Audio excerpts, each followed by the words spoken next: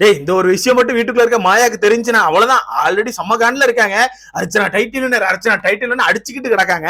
இந்த விஷயம் மட்டும் தெரிஞ்சு எடா மக்கள் இவ்வளவு சப்போர்ட் கொடுக்குறீங்களாடா, மக்களுக்கு அவ்வளவு பிடிச்சிருக்காடா அர்ச்சனான்னு சொல்லி செம்ம காண்டாயிருவாங்க. முக்கியமா வெளியே வந்த பூர்ணிமா விசித்ரா தான் கண்டிப்பா பார்க்கணும், பார்த்தே ஆகணும். பார்த்துனீங்களா வயிறு எரிஞ்சு ஆகணும்.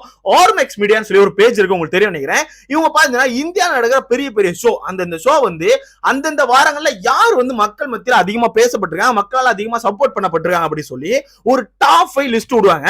இதை தொடர்ந்து நம்ம எல்லா வாரங்களும் பார்த்துட்டு இருக்கோம். அதே மாதிரி இந்த வாரங்களுக்கான லிஸ்ட் விட்டுருக்காங்க. வேற லெவல்ல மாற்றங்கள் நடந்திருக்கு, பயங்கரமான மாற்றங்கள்லாம் நடந்திருக்கு. ஏன்னா லிஸ்ட்ல இல்லாதால திருப்பி டக்குன்னு லிஸ்டுக்குள்ள வந்திருக்காங்க. இதுல பாத்தீங்கன்னா எப்பவும் போல முதல் இடத்துல அர்ச்சனா தான் இருக்காங்க.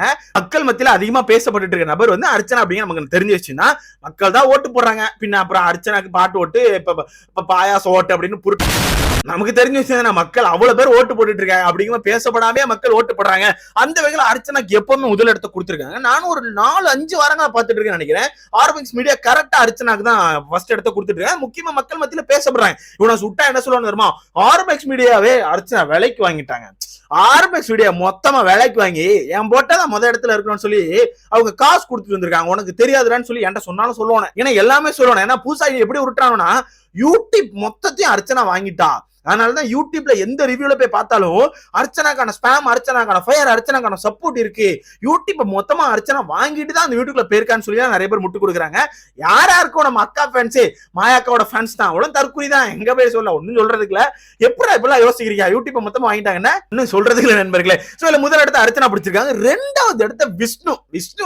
எதான் சொன்னேன் பூர்ணிமால அதை பார்த்தே ஆகணும்னு. 2வது இடத்துல விஷ்ணு. ஏன்னா கடைசி ஒரு வாரங்கள் பயங்கரமா விஷ்ணு இந்த டிக்கெட் ஃபினால வின் பண்ணிட்டு வீட்டுக்குள்ள எல்லாருமே நக்கல் பண்ணுது, காமெடி பண்ணுது, நைட் உட்கார்ந்து அவன் புலம்புனது அப்படி இப்படின்னு சொல்லிட்டு பயங்கரமா ஒரு ஃபன் கண்டென்ட் கொடுக்க ஆரம்பிச்சான். அந்த வகையில மக்கள் மத்தியில் அதிகமா பேசப்பட்ட ஒரு நபரா விஷ்ணு அறிவிக்கப்பட்டிருக்காப்ல.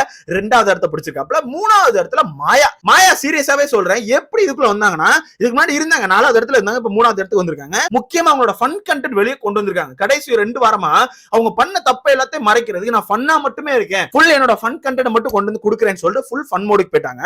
அது மட்டும் இல்லாம பூர்ணிமா வெளியே போனோன்னே என்ன பண்ணாங்க, அர்ச்சனாக்கு நல்ல கிளாப்ஸ் இருக்கு. பூர்ணிமா வெளியே போறதுக்கு முன்னாடி இது நடந்துட்டு அர்ச்சனாக்கு நல்ல கிளாப்ஸ் இருக்கு, சப்போர்ட் இருக்கு.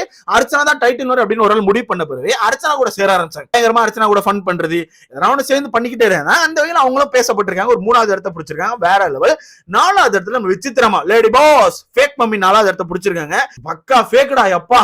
வீட்டுல நான் பார்த்தே ஒன் ஆஃப் த ஃபேக் கண்டஸ்டன்ட்ஸ்னா அது விசித்ரா மட்டும்தான்.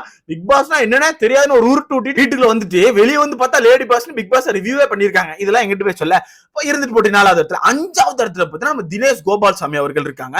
5வது இடத்துக்கு வந்துட்டேனே, கால் உடஞ்சு 5வது இடத்துக்கு வந்துட்டேனே, வேற லெவல். பட் இதுல இன்னொன்னு சொல்லி ஆகணும், வீட்டுக்குள்ள மொத்தமே 6 பேர் தான் இருந்தாங்க, 6-7 பேர் தான் இருந்தாங்க. அந்த வகையில இப்படிதான் லிஸ்ட் வரும். அதனால தினேஷ் வந்துட்டாப்ல. மணி மிஸ்ஸிங், அவ்வளவுதான், வேற ஒன்னும் பெரிய கண்டென்ட்லாம் இல்ல.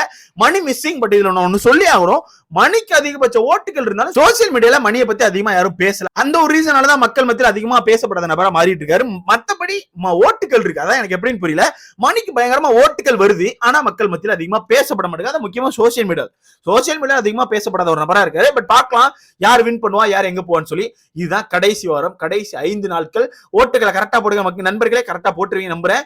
யார் டைட்டில் நேருக்கு தகுதி அப்படி சொல்லி உங்களுக்கு மறக்காம கமெண்ட்ல போடுங்க.